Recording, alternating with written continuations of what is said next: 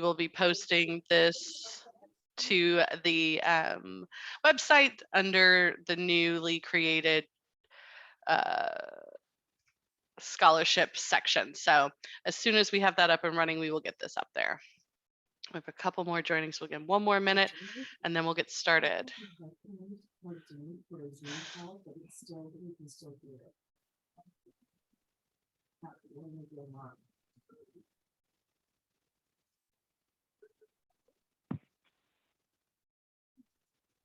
Okay, we'll go ahead and get started.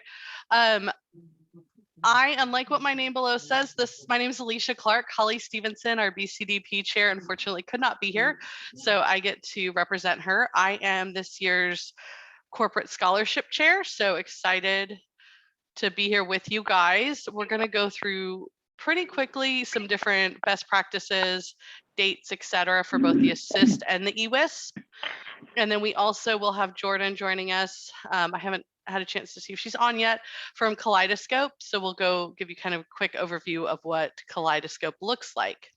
So some introductions. As I mentioned, I represent EWI of San Antonio. I've done assist and EWISP at the chapter level about 4 years now. So I love it. I tell everyone it's my favorite position within EWI. It doesn't require a ton of time, but you get such a big impact. So one of my favorite days of the year is when I get to call all these women or girls and tell them we're giving them money, and they're all crying and their moms are crying, and it's such a fantastic feeling. So we're really glad you're here. The rest of our committee, Roseanne from EWI of Honolulu and Dr. Ellers from EWI of Tulsa.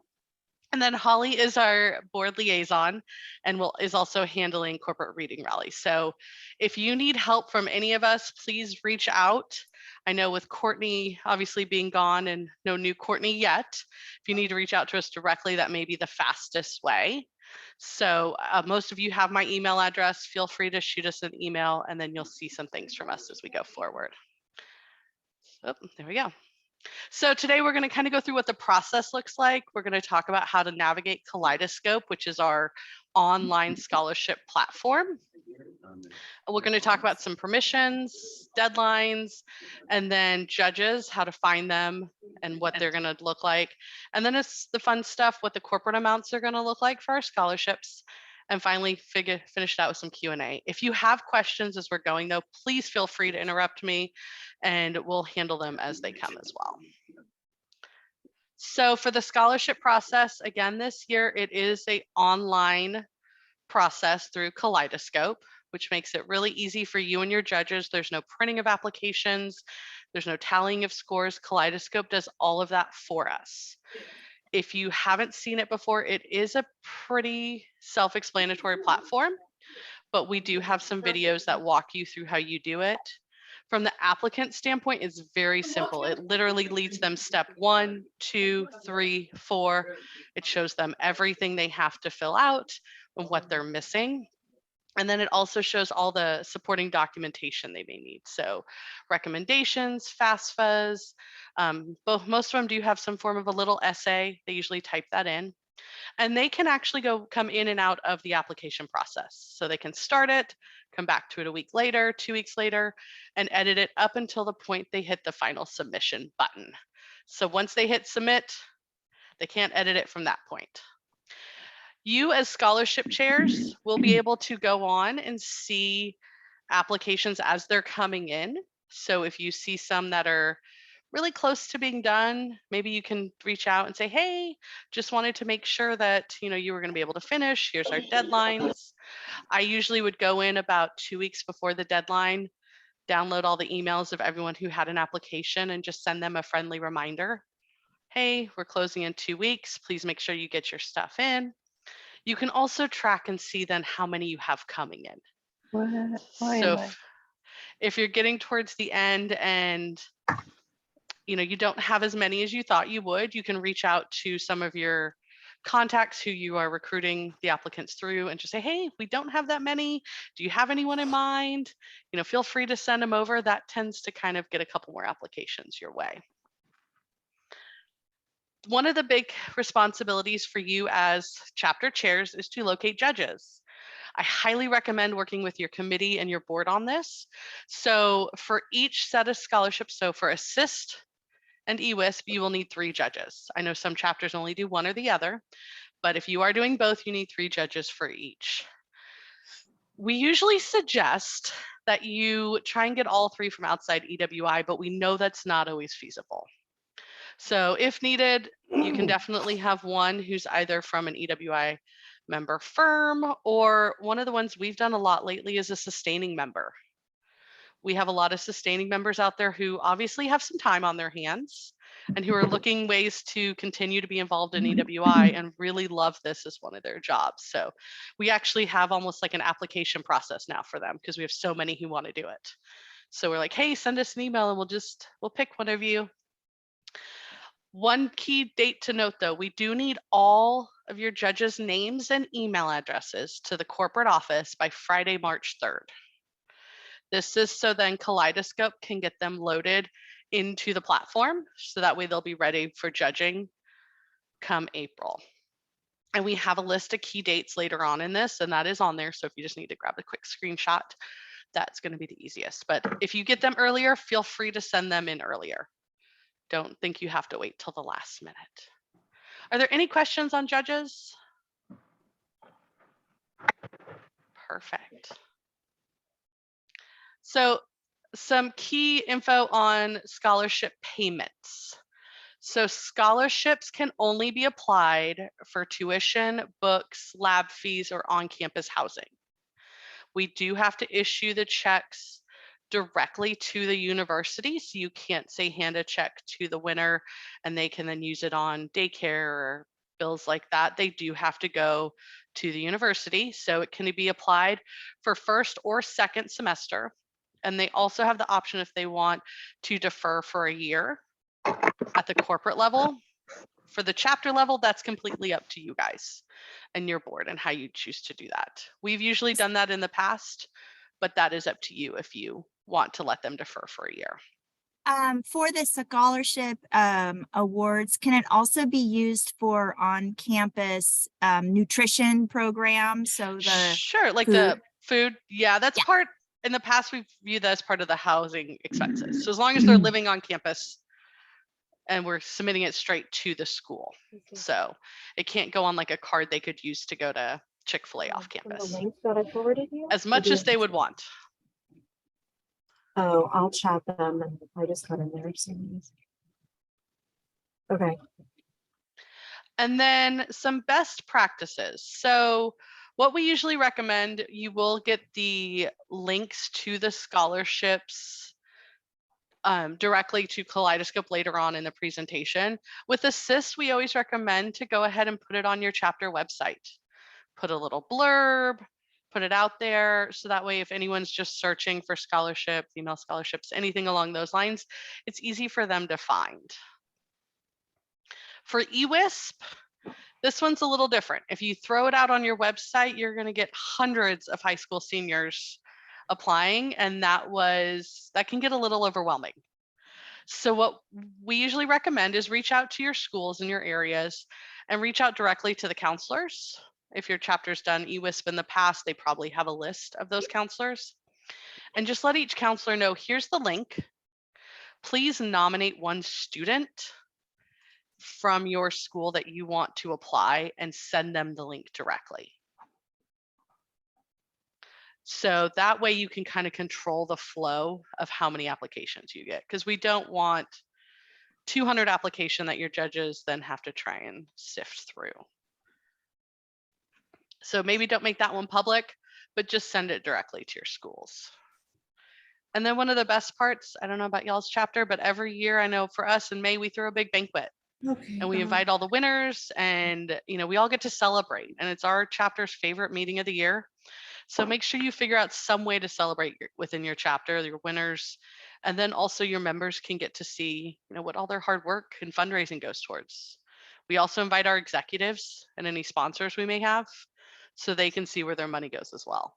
I'm going to pause. I know I've talked a lot. Any questions so far? Perfect.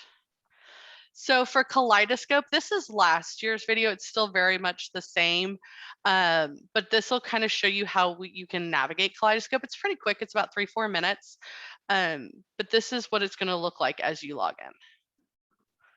in. Hello, I am going to walk through the Kaleidoscope client portal. So you will be set up in the client portal on Kaleidoscope. You will be able to see all draft and submitted applications for both EWI programs. So I got all logged in to apply.mykaleidoscope.com with my username, which is your email address, and then a password. If you haven't created a password, I'll provide instructions for that. But once you get logged in to the client portal, you will see the two 2022 Assist Scholarship application and the 2022 EWI Scholarship Program application. So I went to this by clicking programs in the top left corner up on the ribbon. So I'm going to go ahead and click on one of these programs. So again, you'll be set up as a client. You'll be able to see all draft and submitted applications. The one thing is you're going to see all chapters. So you can see there are test applications in here. Myself, Cheryl, and Courtney have been testing the application. When real live applications are in here, when the application is open, you will be able to filter by the chapter name.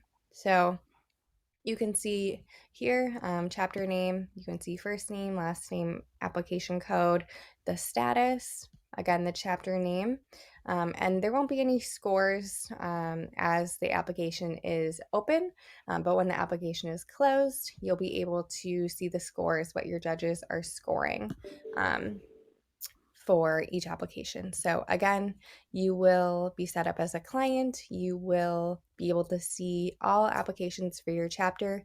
You will just need to sort either on this dashboard, or you can highlight certain applications.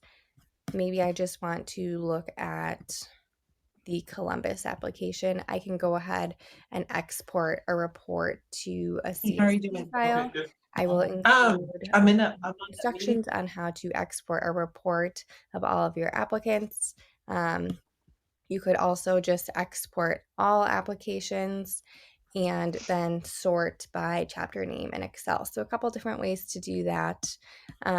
You can also just look at started. So this would be draft applications, just submitted applications. There won't be any in review when the application is open. So you'll just be focusing on draft and submitted. If you want to look at an application that has started or been submitted, you can just go ahead and click on the application.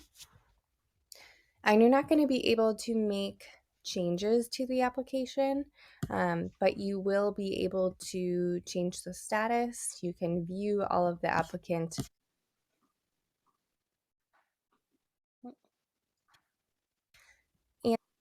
answers or responses and check their progress here. If you want to follow up with the applicants directly, I just opened and collapsed this information. If I want to go back, I'm going to click this back button. You can also, the ACQ report, so application customized questions report, I'll include a link for this, but this will be an export of all questions and answers asked in the application. So it's really nice. Everything is on one line for every single applicant. You can download it to Excel and you can filter just by your chapters. You can look at your chapters, draft and submitted applicants.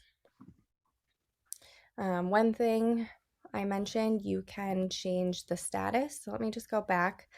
If you click these three dots on any of the applications, say someone was submitted, but they need to go back and update something, you can actually update the status by just changing the status to draft and then updating. And then you can let the applicant know they can log back in and make edits or changes to the application. So you will have visibility, like I said, to all started and submitted applications.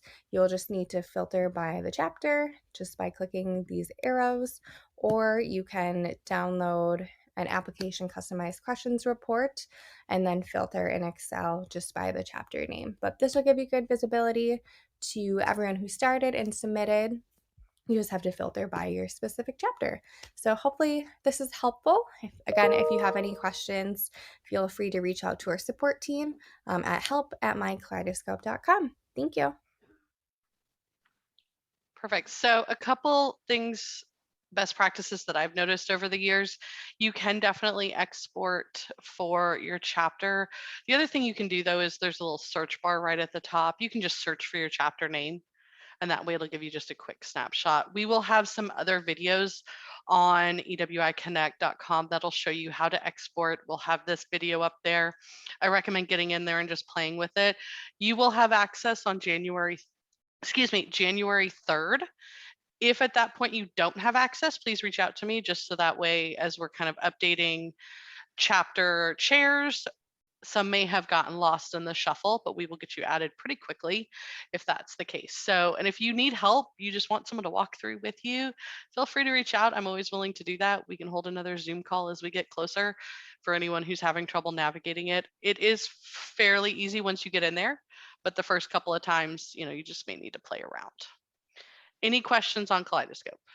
Holly, the new link for the 2023 application, I'm thinking of Assist for our Spokane chapter. Can we just grab that off if we log into my Kaleidoscope, or So we will have that at the end of this. Okay. So it'll be one of the last slides, big bold letters. I'll throw it in the chat as well. I'll throw both of them in there. So that way you can just copy and paste them. And they're very nice and easy and they look pretty. It's not like a bunch of letters and numbers. So any other Kaleidoscope questions? Wonderful. Your judges, it'll look very similar for them. The one key thing I will note is that they will only see your chapters. So they will not have to filter. Your judges won't have to do anything like that. They will only see the ones they are assigned to review. They will get access closer to the April timeframe. So don't have them panic thinking they should have access now. They won't have access till after everything closes. A couple of key things, as she said, we will be listed as clients. You'll be able to get in and see their applications regardless of their status, if they're in draft, if they're submitted, what have you. We can't make edits, but we can definitely reach out and maybe give a helpful nudge if needed to anyone who may need to finish. Judges will only be assigned theirs, so they won't have to filter.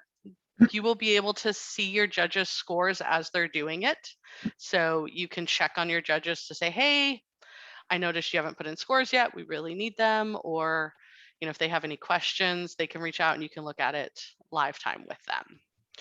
From there, however you like to do it. I liked to download a report that showed all the scores.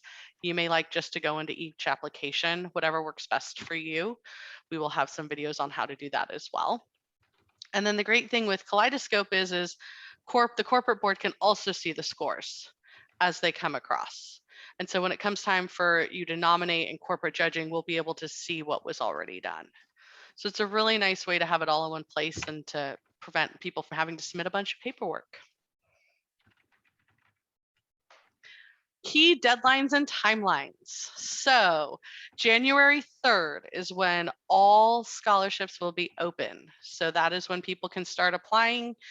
Feel free to send out the links ahead of time, but just let people know that January 3rd is when they will open. Obviously, some schools may not be back from Christmas, so if you need to wait till the 7th to send out your emails, feel free to do that, but that is the key date. March 3rd, as we said, that's when judges' names are due. So please send them to us, or if by then I'm assuming we should have a new Courtney, so you can send them to that person as well. March 24th at midnight, East Central Time. This is when all applications have to be submitted by. Please let your individuals know, please let the schools know when you're speaking to them. This is a pretty firm deadline. Obviously, if there's something if there's a tech issue, we can try and work on it after, but we try and stick pretty firm to that deadline. April 12th is when those applications will be released to your judges. This allows some time for you as a chapter to go in and look through them all just to see, okay, Is there anyone we need to remove? Did someone have a problem and we need to fix it? It gives you a little bit of time, but your judges will only see applications that were submitted. They will not see any in draft, only submitted. So if there's something you need to move around during that time, you have about 2 weeks to do that. May 7th is when we're going to ask for your chapter to finish your judging by. So that gives time for you to notify us at the corporate office your winners by May 26th. There will be a form to fill out to nominate your winner. It's pretty straightforward. It basically asks for their information. It has a little bit of background on what you as a chapter did, as far as how many applications you had, who your judges were, and then your president or you as the chapter scholarship chair will write a recommendation letter. Why should we pick your winner to win a corporate scholarship? Those are all due by May 26th. We'll send out reminders, so have no fear. We won't let you forget it. But please have those to us, because then we can have our judging happen between then and June 23rd. So that's when we at corporate level will have judges, same way you do as the chapter. They are from outside. They will be judging the ones that were nominated, and we'll pick winners from there. On July 5th, we'll nominate you as the chapters and the winners that they won. Usually I know in the past, we've let the chapter chair let us know if they wanted to notify their winner. If so, if Spokane has a winner and we call you and say, hey, your person won, do you want to call them or do you want us to call them? And we'll leave that kind of to you, because you do build relationships with them at the chapter level. Exactly. I love notifying them because I want to call them and tell them we gave them even more money. Like, I just love that. And then one thing on the corporate level, if your winner wins at the corporate level, there will be a form they have to fill out, a verification of of enrollment. And so those will be due by August 4th. So when we let you know they won, we'll send you the form. It's a very easy form they send to their school, and then they send back to us. Any questions on dates, timelines? Perfect. For the amounts, so we have had some increases in amounts. So total for assist this year, corporate will be handing out $30,000. And for EWISP, it'll be $5,000. We are working on determining the number of awards and what that denomination looks like. We just got notified on the increase in amounts yesterday. So we are going to have that out in the next couple of weeks. Give us about a month or so through the holidays. We'll figure that out and let you know what the corporate breakdown looks like. But exciting news. We're getting back up on some of the amounts of money. It's a good amount of money to be able to hand out to some really deserving individuals. But we will let you know that as we go on. Usually at the chapter level, what I would tell people as they won is, hey, you won first place, congratulations, we're going to nominate you up to our corporate level. They have $30,000 in awards they're giving this year. Keep it kind of general if you need to, or if anyone asks. And then what assistance is available to you as chairs? So first and foremost, Kaleidoscope does have a fantastic help desk. I've had to use them in the past. They are very responsive. Usually I had an answer and had my solution within a day. So that's just help@mykaleidoscope.com. I think there's also, when you're on the website, it's listed on there as well. Corporate staff, obviously, as soon as we have our new Courtney, they'll be available Monday to Friday, normal office hours. These are the email addresses for your corporate committee, though. So feel free to take a screenshot, reach out to us directly. We'd be glad to help you in whatever you may need.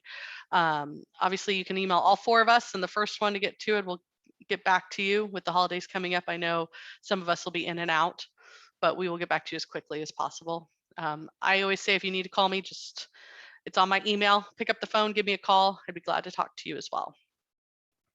Oops. And then we have some great guides and how-tos on the website. So there will be a 2023 Scholarship Chairs group on my EWI. It was being created yesterday. So if it's not live, it will be soon.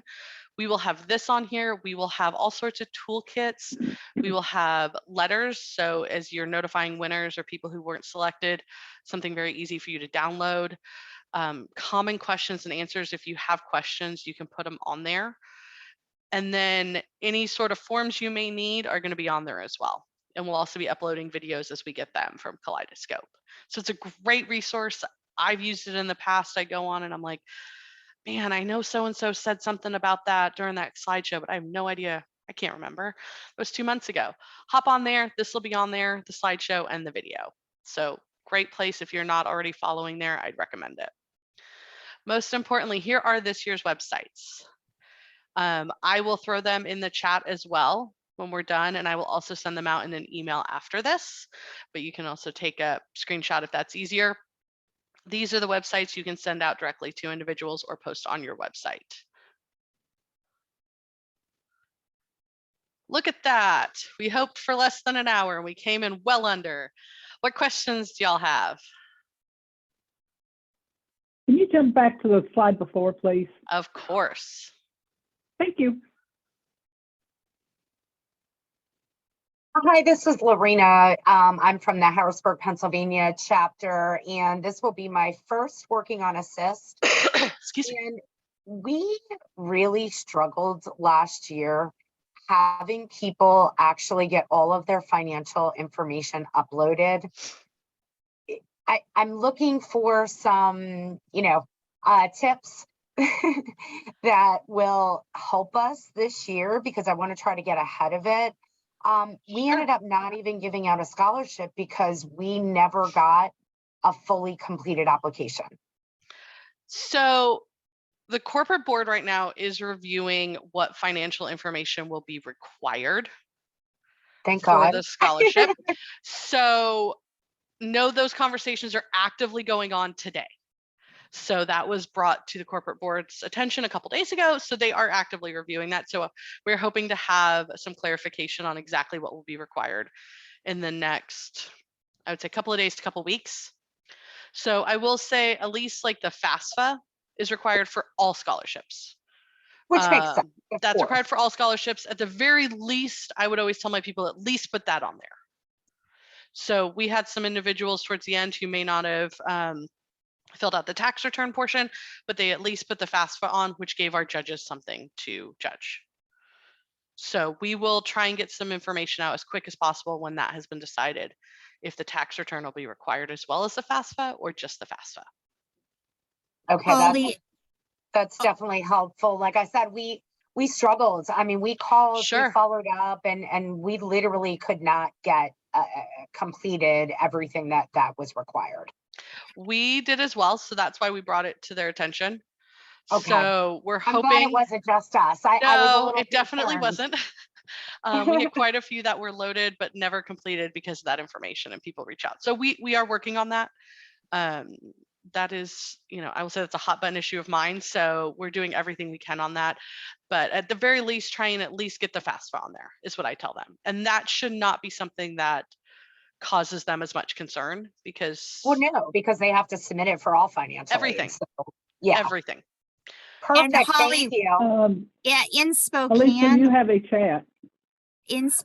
we have now we're doing supported FAFSA nights because we have found, especially for Assist, that they don't know, those adults returning don't realize that they also have to fill it out. And so we're having 2-gen FAFSA nights. I just tried to upload our poster of it and wasn't able, but Holly, I could send it to you. But that's really the workaround for us in Spokane to understand how to help support completion of that. And then I also plan on reaching out to them and saying, if you want a mentor or if you need someone to help you through the process. But I appreciate looking at requiring less documentation. We're just going to be a little bit more hands-on this year, and hopefully that will get some more completed applications. And there's a question in the chat if there's a workaround if there's not a supporting school counselor. I have reached out to the principals. That's usually pretty easy to find on most web pages for the schools, especially some of the larger schools. This is a great way to engage your committee if you have one, or your board. So if you don't have a committee, get your board to help. Say, hey, we're trying to reach out to EWISP, schools. I'm going to assign you these 5 schools. Can you send this email, provide them the email with the link? Can you send these email to the contacts at these 5 schools? I find most principals and counselors are super willing to help with this because they're always wanting to give their kids more money. And I let them know, hey, we're a smaller scholarship program. You know, last year, I think for us, for EWIS, we had 15 applicants. You know, what other scholarship program is your kid going to have 4 out of 15 chances to win a scholarship? Because we gave out 4 scholarships. So let them know that. And that kind of helps prompt them. So hopefully that helps. I would reach out to them. You can also reach out at the district level sometimes as well. They usually have some sort of a head counselor or something along those lines who can help disseminate the information. Holly, so I was the person to ask the question. I guess my main question is that we know who the counselors are, but it's getting them to, if they have to recommend, that's where we've had challenges where it just stops there.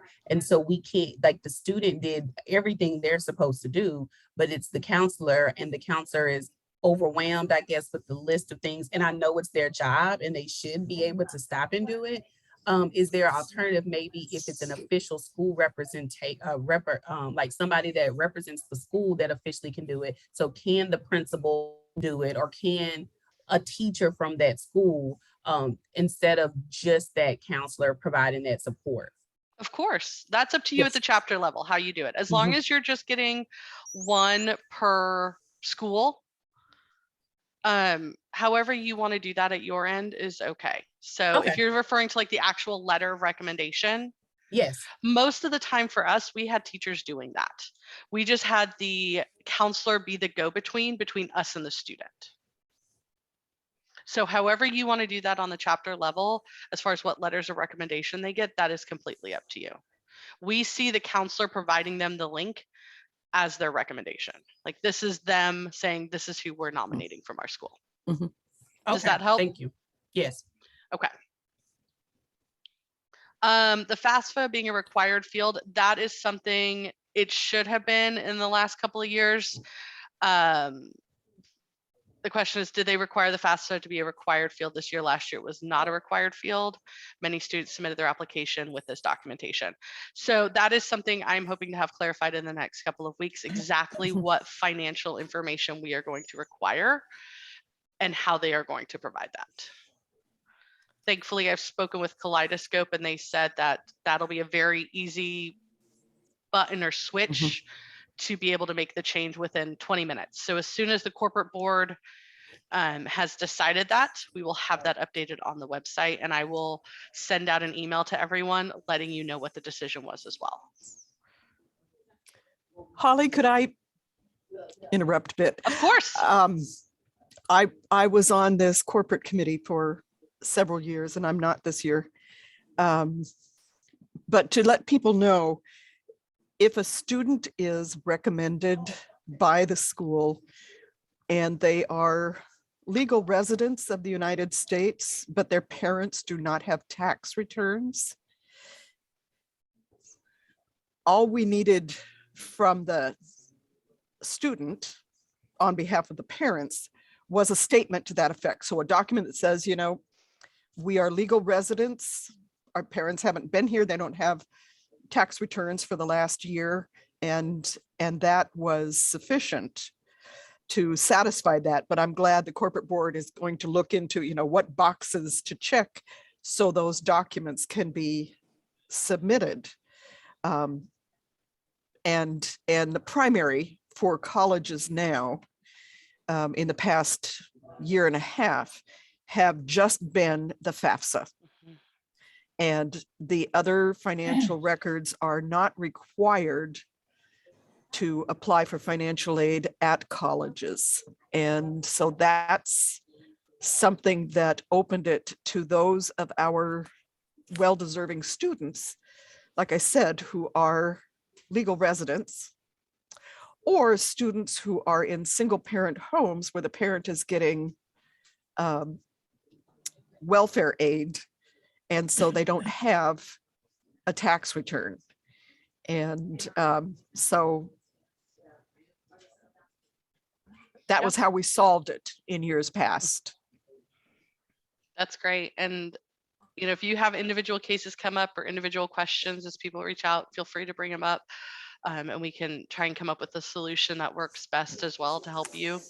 But I will do my best to try and get that information out to you as quickly as I can. Like I said, I know the conversations were going on yesterday and this morning. So as soon as we can get some answers on that and what will be required and what will be optional, we will send that out. Any other questions, concerns, comments, best practices?